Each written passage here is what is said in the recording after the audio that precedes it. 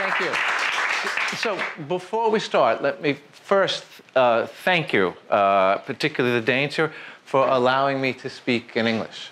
I've been here for 9 years, and folks in Denmark are so gracious about people speaking English that it's easy to take for granted that I'm making you listen to me and talk with me in your second language. But I don't think it should be taken for granted. This is a great hospitality on your part, and I appreciate it. And with that, let's do some history. Right? My job today is to give you the history that leads to the current state of neoliberalism. Right? And in some sense, being an American, right, I'm the perfect person to do it because it's our fault. Right? We started it. Right, and I'm going to show you how it is that we started it. So it will be a not terribly long, but certainly depressing story. Right? But in fairness to my fellow Americans, we didn't do a lot of the root history. It was picked up from somewhere else. Right.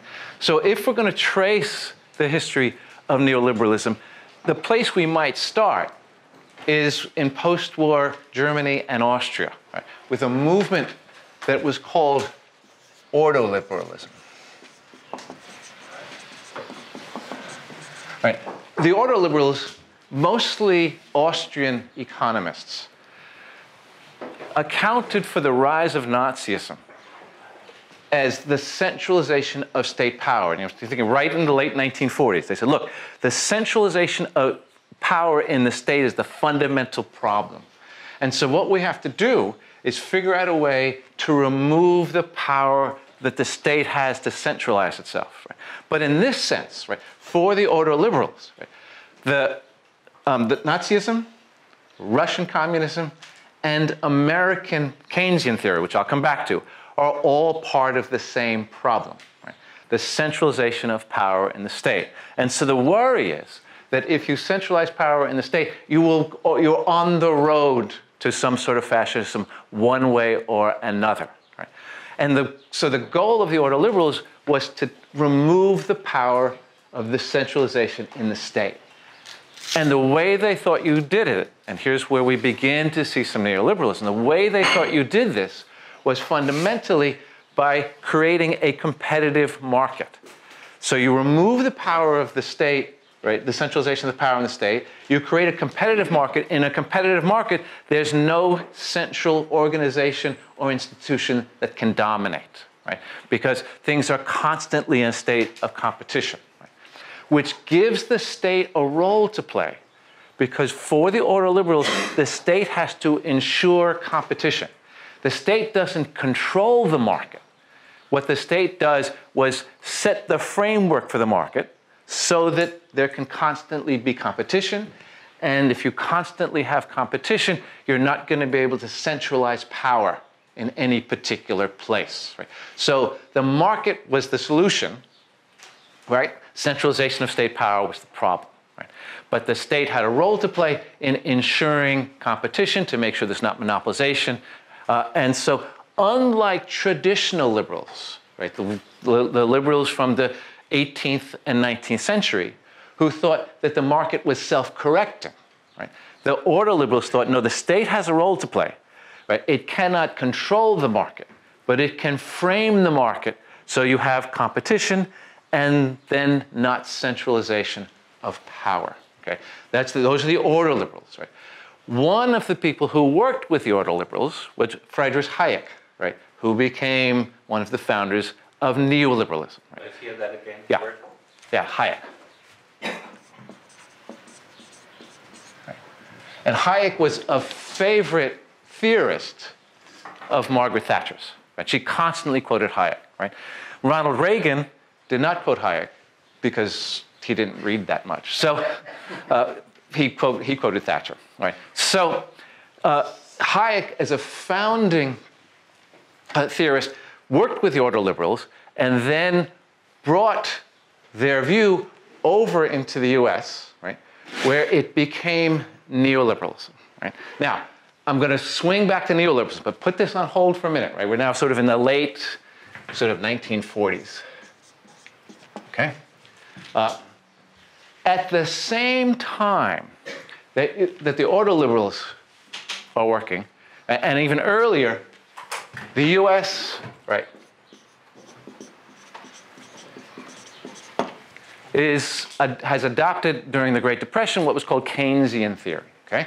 Keynesian theory coming from the British economist, right, John Maynard Keynes, his most famous book, 1936, General Theory of Inflation, Money, Employment, Interest, Money. Right? In any event, right, Keynes was a theorist that went against the liberal tradition. I'm going to say just a bit about him, about that theory. But one thing you should know about Keynes, not only was he enormously influential, right? If there's one founding theorist for the welfare state, it would be Keynes. Right? He was also not a person who, if I could put it this way, suffered crises of confidence. Right? He was, during World War I, he was walking on the street and a woman confronted him and said, "Mr. Keynes, why are you not out there on the front with our British boys defending British civilization?" And Keynes's reply was, "Ma'am, I am the British civilization those boys are defending." Right? As I say, he never thought of himself, right, in, we could say, terms that were overly modest, right? But he had an enormous effect, right?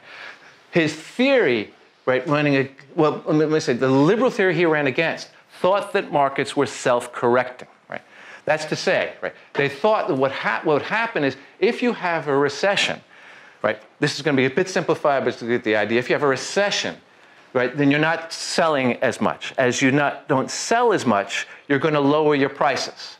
As you lower your prices, people are going to start buying things. As they start buying things, the economy then will pick up, right? And the economy is always self-correcting. And one of the things that Keynes pointed out is that economies are not always self-correcting. Right? That you can get into a state where people, in fact, are not spending at all. Why? Because you have a deep recession, right? You have a depression.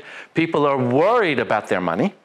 So they're not going to spend because they don't know where the next money's coming from. So you won't have a self-correction. And in order to correct, in order to bring people out of the recession, or in this case, the depression, right, somebody has to start spending. And if the people aren't going to start spending, it's got to be the state spending, right? So the state spends money. And in spending money, right, it then picks up the economy, which is not self-correcting. All right? What Keynes said was that you can spend the money, the state can spend the money anywhere. Right? So what they basically did in the US was they created jobs, right? Created lots of jobs, gave people money for these jobs. Then once people were employed, they were spending money, and that correction came. Right? And people worried about this, though, because what they worried about was, well, what money is the state spending since it's not getting taxes because nobody has any money? And the short answer is it's spending money it doesn't have. Right? It's doling out money it doesn't have. Then what's going to happen is people are going to spend. As they spend, jobs will be created. As the jobs get created, people will have money, and you'll tax them. And at the other end, right, you'll make up the money. Okay? Now, I want to stop for a minute. I want to make sure I have sort of quick down and dirty economic explanation. Is that okay? Right? Does that make sense? Yes? Give me a nod, a head shake, or something. Very good. This is okay. Okay. Right. So this leads us. All of this leads us. This is in the background, right? Keynesian theory goes into crisis in 1973. Right. It goes into crisis during, right, the Arab oil embargo. Right. So 1973, what happens? The second Israel-Arab war was it's not the second one. After 1967, right, an Arab-Israeli war. 1973, what the Arab countries do, which were most of the oil-producing countries, was right they start pulling back the oil, right, that they're selling, which jacks prices way up. Right, you have inflation. Right, this is particularly important then, more important then than it would be now, right? Because more of the products were oil-based in 1973 than they are now. So prices go up, but here's the problem. Right? Prices go up. There is inflation, right? But that inflation is not corresponding with more jobs. Right?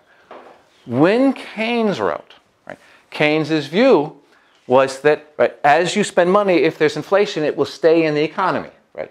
And as it stays in the economy, right, people will get jobs. The prices may go up, but people will have jobs and they'll be able to spend. Here, the phenomenon is that you have prices going up because money is going out of the economy into another place. So you have both recession and inflation at the same time, which Keynes predicted would not happen. Right? So now there's a crisis of Keynesian theory. What it was called in the States is, it was called stagflation. Right? Right? Inflation and a stagnant economy. Right? Is stagnant okay in English? An economy that's not that's in recession, that's not moving anywhere. Right? Stagflation was the term that was used. It wasn't a pretty term, but it wasn't a pretty time either. Right? So, right, you have stagflation. Right? So here you have this crisis. In the meantime, right, Ordoliberalism had migrated, right, over into the US, a lot to do with Hayek, and settled in a particular place. Right? Rarely can you lay blame for an entire economic system on a particular place. But this particular place where we can lay this blame, right, is localized not simply in a city, Chicago, not simply in a university, University of Chicago, but in a department, right? The economics department of the University of Chicago. Right? That's where neoliberalism was born. Right? Right? The Hayek is over there, and there's a series of other theorists. I'll mention a few of them, but it is in the economics department of the University of Chicago. By the way, still in the economics department of the University of Chicago, that neoliberalism is born. Right? And as it is born, it's not the same thing as ordoliberalism. Right? And this fundamental difference is what I want to start to slowly get to, because this is the legacy, right, that we're living with. Right? Ordoliberalism was a theory about, right, state power and markets. Right? It was a theory about removing the power of the state by using markets to create competition. It's a theory of state power and markets. Neoliberalism is a theory of life. Right? It's a theory that has economic implications, but it is much more deeply a theory of what a human life is. Right? And that's where I want to start focusing. Right? Because as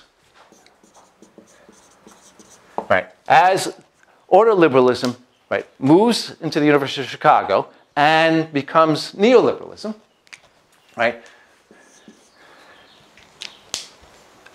a theory of human beings and human rationality and human action is born. Okay. There are a couple of places where we might see the change. I'm going to give you three names, right? Although there are lots of others involved, right? Theodore Schultz, which he may have a T, I can't remember. Theodore Schultz laid out the theory of human capital. I'll give him a T.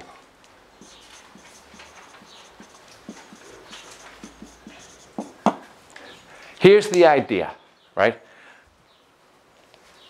We think of capital. By the way, if you want me to read what I've spelled on the board, that's fine, right? I mean, I was never very good, and then, computers came along, and then I lost what little ability I have. Can you see that okay? Right? What's that? Oh, Theodore Schultz. Hold on. There may be a T in there, right? Okay. Much better. Yeah. There. Now we've got it. Okay. Theodore Schultz. S-C-H-U-L, maybe T-S, Z. Okay. What? Certainly a T. Certainly a T. I hear T? Okay. All right, so theory of human capital, right? He thinks of capital, Schultz does, much more widely. We think of capital as money that you invest for a return, right? He thinks of capital as all of the resources a person has, right? Your capital, your human capital, is not simply the money that you have. It's your educational background, right? It's your interpersonal skills. It's your athletic ability, right? It's your social skills, right? It's your intellectual skills, right? It's your physical attractiveness, right? All of this is capital that you can invest for various ends. The other evening I heard the word erotic capital. Yes, there, right. And I will, on that note, I will mention, as a small aside, right, that when I was 17, in which you know all adolescents are in some ways thinking of themselves as human capital, right, and wondering what resources they have to invest, right. And so when I was 17, I remember taking a good look in the mirror and saying to myself, Todd, you need to develop some conversational skills, right? That's going to be your human capital, right? Because you're not going to be what we call in the US a girl magnet, right? All right, so in any event, right? By the way, if that gets out on Facebook, I'm not going to be happy, right? All right, so for Theodore Schultz, human capital, right? Everything we have, right? All of the resources we have are human capital, and they're all invested, right, for various kinds of return. Right? So as the notion of capital widens, right, the notion of investment widens, and the notion of return widens. Right? But this is coming to be a new way of viewing human beings. Right? And I want to remark that particularly for folks in this room, right, who know the history of narrative practice and what it reacted against, right? One of the things that narrative practice reacted against was a certain sort of dominant psychological view of human beings, right? That human beings were treated as individuals with their psychologies divorced from society. And there were, in the 70s, particularly books written called The Psychological Society and things like that, talking about the domination of psychology and the surveillance of psychology, right, in conceiving human life. Right? This constitutes a change. This is not a psychological view of human beings. This is an economic view of human beings. Right? Everything is capital to be invested for return. Right? It's an economic view. And this is a shift, right, that among theorists, right, Michel Foucault started to talk about in a set of lectures called The Birth of Biopolitics. Some of the history that I'm giving you comes from that, and some of it is my research. But Foucault, who wrote a lot about the Psychological Society, right, thought that he was seeing a change. And this change was a change from a psychological view of human beings to an economic view. And Theodore Schultz, right, who writes now in the 40s and 50s, right, is one of the earlier theorists of this. He gives rise to one of the two most famous of the neoliberals, Gary Becker. Okay? Right. Gary Becker won there's all these guys won Nobel Economics Prizes. But Gary Becker, by the way, let me check in. Can we read this okay? Yes, B-E-C-K-E-R? Right, Gary Becker? Okay. His Nobel, if you want to read one document to summarize, right, the neoliberal view, right, Gary Becker's Nobel Prize article, right, an economic way or the economic way of looking at life. Right? So for him, right, for Becker, right, everything we do is investment and return, investment and return. Right? So I'll give you a couple of for instances. Right? Right? Let's suppose, right, that I've got a choice, right? Right? There's someone I want to date, right? Very popular, right? Somebody who's who's attractive, right? Who draws people, who clearly enhance my future. That's one. There's another person I might date who's fine, right? But not special in that way. Okay? So I have to decide, well, who am I going to put my energies toward? Well, here's the problem, right? If I put my energies toward the popular and attractive person, right, I lower my chances of having somebody, right? Because I'm in competition with others, right? But I'm putting a lot of time in. And this involves what the economists, like Gary Becker, call opportunity costs, right? And an opportunity cost, right, is the loss that you suffer, right, by putting energy or money or something somewhere else, right? You've cost yourself that opportunity. So, for Becker, if I'm going to pursue the popular and attractive person, the opportunity cost is going to be this other person, and I've got a lower probability of actually getting this person.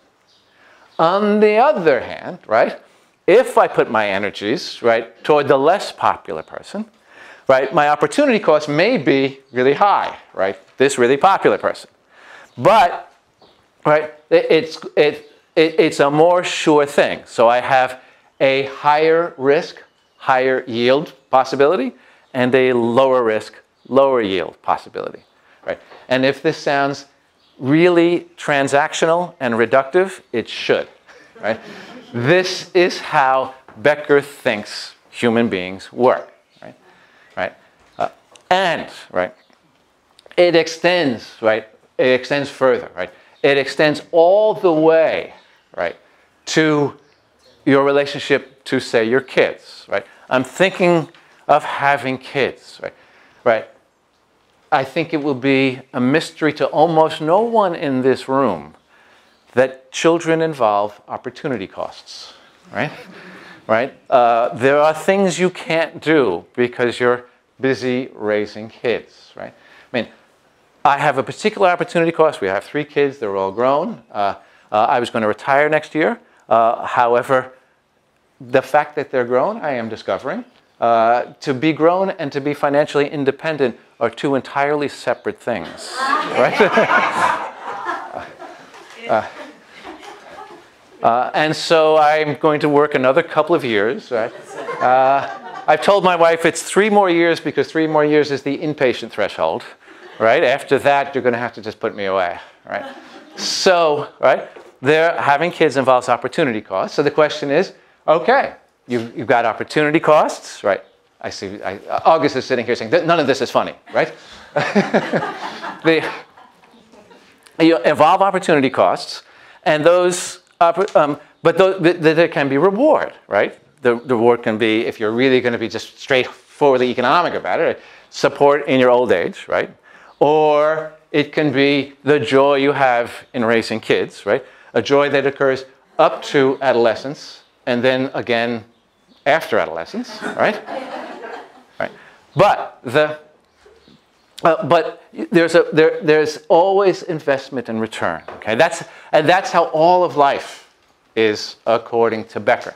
Now, one important fact about Becker is that all of the examples I've given you are examples of what you get in return. Okay, but Becker didn't believe that human beings were entirely selfish. Right? And the term he uses is human beings are often altruistic. Right? They will do for others, for the sake of others. Right? And I want to emphasize this because when we get to the next theorist, this goes away. Right?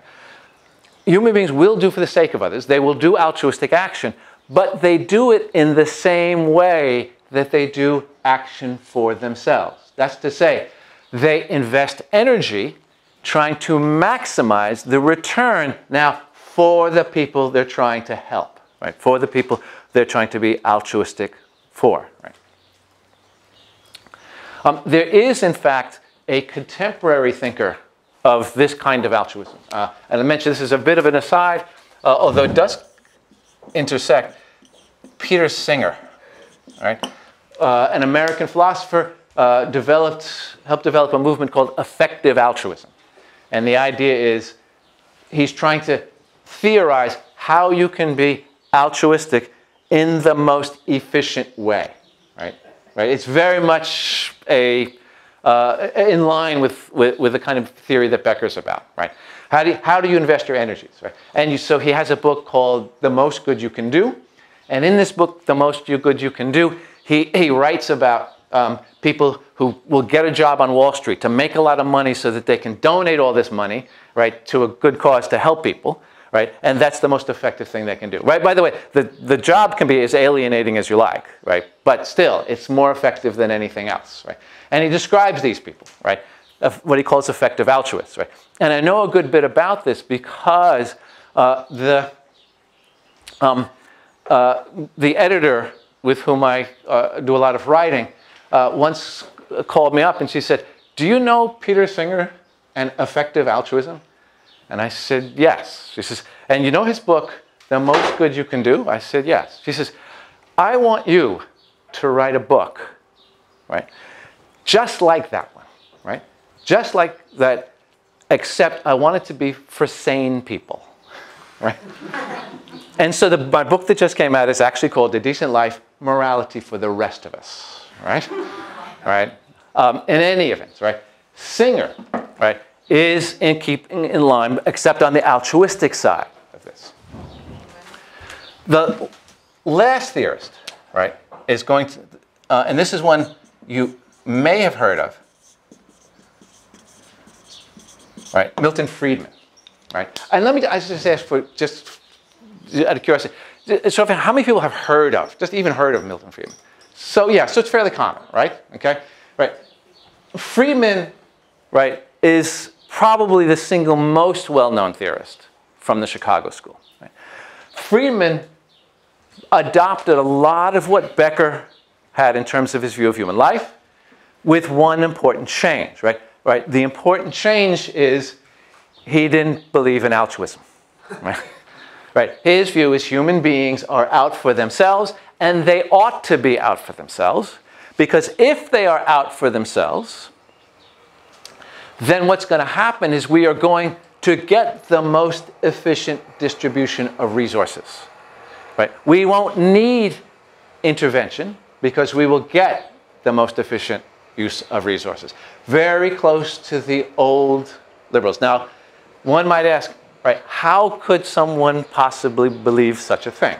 Right? And his view was that what happens is this. The way the market works is that if people want something, they'll buy it, right? And if they don't want something, they won't buy it. So that people will produce in such a way as to meet the demand of what people want, right? And so now you have the most efficient use of resources. Very standard macroeconomic theory, right? And in looking at this, right, I mean, there are two assumptions behind this standard supply-demand model. Right? One assumption is that people have free entry into the market and free exit out of the market. Right? The problem, of course, is if you have monopolies, you don't get free entry and exit. Right?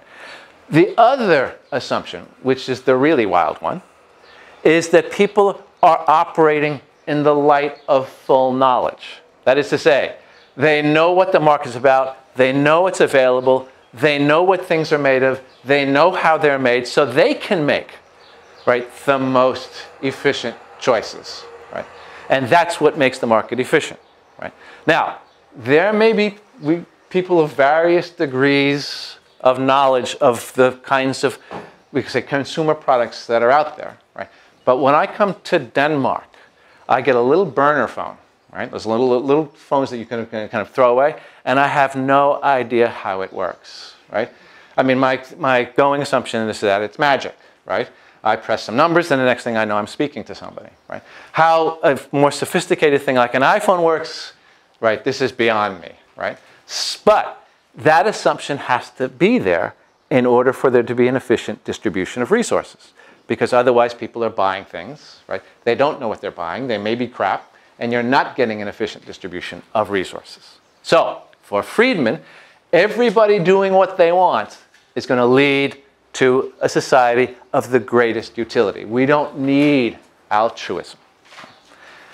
Now, I'm gonna switch here and spend a few minutes, right, talk about the politics of it. Right here, your name is? You're very fortunate that the Danish Minister of Gender Equality is not here. Yeah? Because she would insist on at least one female name of that. At least? One female name in that group. Yeah. Oh, there are others, but throw the name in. Ayn Rand. Okay. There's a reason I didn't mention Ayn Rand, right? This is, okay. Whoop. Okay. Ayn Rand was a writer, right? She was not a member of the Chicago schools, right? She was not an economist. She didn't develop the theory, right? Her relationship to this is not part of this line of thinking, right? Her relationship to it is that she wrote novels, right, which seem to justify, right, this way of looking at things, okay? So she's used a lot by, in the US, she's used a lot by politicians. They will quote her, right, because they're not going to bother reading like real economists, right? And so they quote her a lot. So she was not a member of the Chicago School, right? What she did was sort of popularize, right, in a sort of, I say, box-top Nietzschean way, right, the ideas, right, of the school itself, right? Ayn Rand there's two problems with Ayn Rand, okay? Well, there's two fundamental problems, right? She can't think and she can't write, right? Right? Her ideas are, let me put it this way, right? That the pool of her ideas is so shallow you wouldn't get your feet wet walking in them. That's right. And the characters that she creates, right, are like so flat that if you go to the side, you can't even see them, right? She has been influential, but not as a theorist, simply as a popularizer of the idea. If everybody just acts for themselves, right, everything will be fine. Okay. All of that, though, stems from these folks who are a set of economists. Okay? Good. All right. So now, with this in mind, how do you see this? Right? The way it began to reflect itself, right, in the US was as Keynesianism went into crisis. It was thought to be, right, a theory that was refuted. That's no longer thought to be that, but it was thought at the time by many people to be a theory that was refuted. And there was a competitor theory in the wings, and that is the neoliberal theory. So as Keynesianism went into crisis, right, Milton Friedman, Gary Becker, these folks came forward, and they had been there all along, but they became the natural alternative. So they begin to dominate. And as they begin to dominate, they begin to put their ideas out, right, in various places. Their initial laboratory was actually not the US, but Chile, right?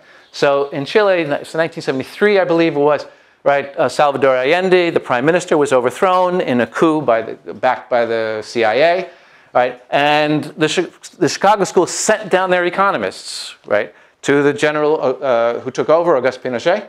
Right, and when they sent them over, they tested how this would all work, right? And they said it was a great success, right? There were, I want to say, a couple of glitches. One glitch being that anybody who opposed Pinochet disappeared, right? The other glitch being that although they said this was a great economy. The economy of Salvador Allende, right, the previous economy, had been strangled by the US, so anything was an improvement. And in addition, as the economy, right, the initial experiments with the economy were actually kind of disastrous. So what was called a free and neoliberal economy turned out to be a much more regulated economy than anybody actually, right, was willing to admit. So you have a regulated economy that's getting better because you strangled the earlier one. Now we have a model. Oh, look what neoliberalism can do. Right? Let's see what it does, right, in the UK. Let's see what it does in the US. Right? In the UK, right, under Thatcher, right, it becomes a theory, right, that emphasizes, as the US has long emphasized, right, individualism. Right? Right? One of Margaret Thatcher's famous quotes, right, there's no such thing as society. Right? They're simply individuals and their families. Right? All of this is very individualizing. Right? Same thing happens in the US. What does neoliberalism do? Right? It withdraws support from the public sector. Right? It privatizes industries. It limits, right, what the government will do, with one exception, at least in the US, prisons. Right? Government was great about building more prisons. Right? Aside from the building of prisons, it limits the government, privatizes, deregulates, right, withdraws from social support, puts everybody on their own. Right? Why? Now you're not paying as much taxes to the government. Now you have all these resources. You're free to use these resources as you like. You are an individual, right, investing your resources in competition with other individuals for the greatest return. Okay? It's a theory about economy and a theory about human being, and they are woven together. Right? And one of the interesting and ironic things about all this is that if you want to create a neoliberal person, right, the perfect way to do it is to create neoliberal policies. And here's why. If you have withdrawn public support from people, privatized, put people on their own, right, withdrawn the safety net, right, so that people, if they fail, they're going to fail all the way, right? I thought the musical accompaniment was supposed to be just a little bit, in about like 5 minutes, right? Okay. Okay, so what happens then? Look, people are on their own. You're on your own. So what are you going to do when you're on your own? Right? You're going to think, okay, what resource do I have? Right? How can I invest them so that I survive? Right? Because if I fail, there's no help for me. Right? So you put together a set of neoliberal policies, you impose them, and you create neoliberal people. Right? People who are going to think in terms of the resources they have, what they can invest, because they know they don't have support. Right? If they happen to fail. It's their problem. Right? And this, Foucault calls this person, right, Homo economicus. Right. Okay. So now we have sort of the broad picture, right? And this is how we began to arrive, right, where we are now. Right? Now, I want to give, I've tried to do, there's a lot that's happened in the last 40 minutes, right? So what I want to do is make sure we have time for questions and discussion, right? And going over things or additions, right? And so let me open that up, but let me ask first, is the weather a little warm in here, right? I mean, I come from South Carolina, I'm beginning to feel too much at home, right? So should we open a window or something? I don't know. How are you doing? I mean, some people are like, okay, it's Denmark, it's warm, it's great. But they're okay. Okay. Please. Tell me your name. My name is Bente. Bente, yeah. Could you put some years on when those series? Yeah, I can put references. Here's the problem. I will, right? The problem is I'm a philosopher, right? And so my relation to reality is a little bit dim, right? Right? And so you're asking me for facts, right? I don't do facts, right? Other people do facts, right? Well, Schultz is right. He's one of the earlier ones. Now, I'm going to give you some years. Take it with a grain of salt, because I have a rough chronology, but it's very rough. And I'm thinking of him as sort of 1950s. Yeah. Becker's like the 60s. And he's all the way, Becker's going all the way up. He's the 60s, right, into the 90s, right? And Friedman, yeah, he actually wrote some in the 60s as well, right? There was, if we're going to date this movement over into neoliberalism, right? If we're going to give it a date, the date would be, right, 1947, right? So what happens in 1947? In 1947, Hayek organizes a conference. And the conference creates a society, right? It's the Mount Pelerin Society, right? Created in a conference in 1947, where he draws all these economists together and begins to develop, right, with them a movement, right, out of which a lot of neoliberalism arises, right? But it's centered in Chicago, okay? Right? That would be one of the key dates, right? But at that time, don't forget, the Ordoliberals who were writing in the late 40s as well are around. So the effect of this doesn't really take place, right, until, until folks at the University of Chicago become dominant after 1973, okay? So those are the rough dates, right? By the way, if I turn out to be wrong on this, I'll just deny that I said it. I'm going to erase it right away. Right. Right. Good. Okay. Right. I should say, let me run out and look at Wikipedia a minute. But good. Yes, Karina, right? I'm not a philosopher. I'm actually the empirical person. Oh, good. Do you have dates? I also have dates, but I Great. want to say another comment on your picture there, because I started off my career of analyzing macroeconomics. Good. And Milton Friedman has this famous statement: inflation is everywhere and always a monetary problem. Yeah. And I said, I will try to investigate that one. Yeah. And I have written a whole book on it, and it is impossible to find any evidence for it. But he did say, right, I mean, I know this from Friedman. Yeah. Friedman did say that the American Depression did not require Keynesian economics. He did say that if we manipulated the money supply, we could have solved the problem of the Great Depression. We couldn't. What? I don't think we could. No. He was well and truly wrong. Yeah. But the idea, this idea that he focuses on money supply, right? I know he said that around the Great Depression. Yeah, true. Good. So you're doing the empirical stuff. I do a lot. Good. I can't wait to hear it because I love to hear facts. It's a hobby of mine, hearing facts, right? Good. Right. Your name is? It seems, my name is Henrik. Henrik. It seems to me that neoliberalism had its 1973 moment about 10 years ago with the financial crisis. But at the same time, the discourse that had been until then, the political discourse around it changed from this is the best of all worlds and it will only get better to some kind of the politics of necessity, was called. So what would you see, what would you express the status of neoliberalism this day and age? Good. There's a couple of things involved here, Henrik.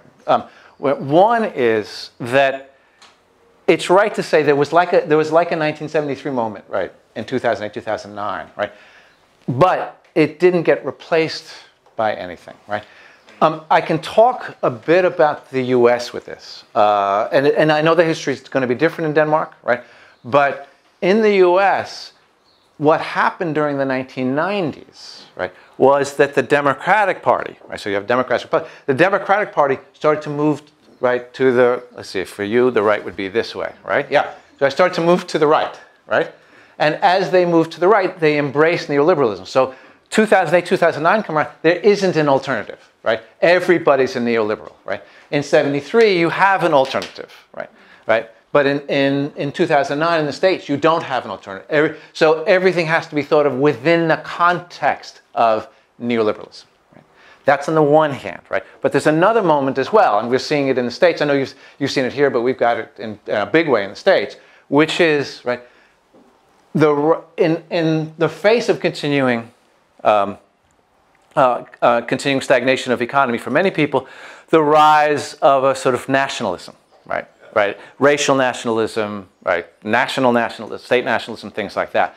So, in the U.S., the major parties don't have an alternative. There's nothing in the wings ready to come out. Okay, there are Keynesian theorists around, right? Joseph Stiglitz was one, but they have no particular grip on the parties in the US. That's on the one hand. And yet you still have discontent, right? In the post-2008 period, a lot of folks in the US, right, are disaffected, right?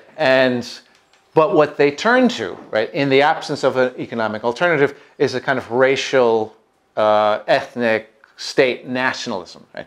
And that racial, ethnic, state nationalism, right, reflects itself, right, in economic policies, right? And we see those economic. I know you have some, but we see them a lot with, with Trump, right? Whose job I think is to create trade wars in as many places as he can figure out how, right? Fortunately, he doesn't know enough geography to figure out all of these places he might do this, right? But what he tries to do is create this, right? So, in some sense, the alternative, right, to neoliberalism is this nationalism, right? And because there's a Keynesian theory, and in the U.S. there aren't other theories, right, that have taken place. There's an attempt, and you all know this. There's an attempt for some kind of for a socialist movement, right? And where in the U.S., right? Bernie Sanders, right? And what's her name? Elizabeth Warren, right? Whether that will get any traction is hard to say, right? It surely has not gotten the traction that the nationalism has gotten, right? Henrik, is that at all helpful? Again, this is you. I know the history unfolds differently in Denmark, right? But this is the thing I'm most familiar with, is U.S. But you might elaborate a little on why is no alternative economic theory arising in this situation? I think this is just it's a contingent matter. Everybody moved toward neoliberalism. The major parties moved toward neoliberalism. There wasn't the development, the systematic development of alternatives with institutions that supported them and things like that. Right. This, right, was a development that took place over decades. Right. Right. And people. Right. These people were ready to go. They had connections. Right. In the government. Things like that. So when '73 came around, these people were well positioned, right? There isn't that kind of positioning among an alternative progressive economics, right? Or there hasn't been, right? Right. Whether Bernie Sanders in the U.S. has opened the door to that, right? It may be, but look, if he opens the door to this, right, 3 years ago, right? It's going to be a while before this gets traction in the institutions. Yeah, good. I was wondering, is there something like a neo-Keynesianism? There is. Okay. Yeah, there is. I mentioned, by the way, I want you to notice and be proud of how systematic this all is, right? How it flows neatly from one element to the other, right? Good. Eva, we're good with that, right? Okay, good. So just to keeping with that systematic character, maybe right here,